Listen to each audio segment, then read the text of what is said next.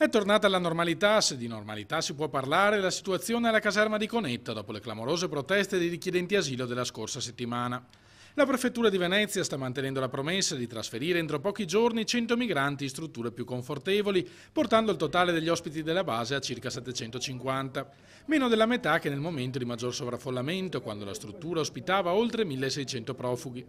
In giornata le prime 12 partenze del piano di mobilitazione, che nel giro di alcuni giorni dovrebbe vedere l'arrivo di 17 persone in ogni provincia del Veneto, con l'esclusione di quella di Treviso, dove il numero di richiedenti asilo ha già superato la disponibilità del sistema di accoglienza. Le prime destinazioni sono state individuate nel veneziano. Contemporaneamente una cinquantina di profughi verrà portata a Chioggia per effettuare alcune visite negli ambulatori dell'Ulstre al fine di valutare le loro condizioni psicologiche. Chi dovrà essere trasferito verrà scelto anche sulla base dei risultati di questi esami.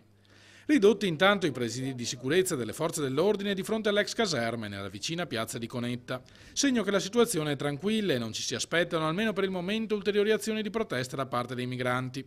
Serpeggia invece la preoccupazione tra i lavoratori della cooperativa che gestisce l'accoglienza nel campo. Se questa estate l'emergenza dava lavoro a circa 120 persone, una sessantina potrebbe ora trovarsi senza un impiego.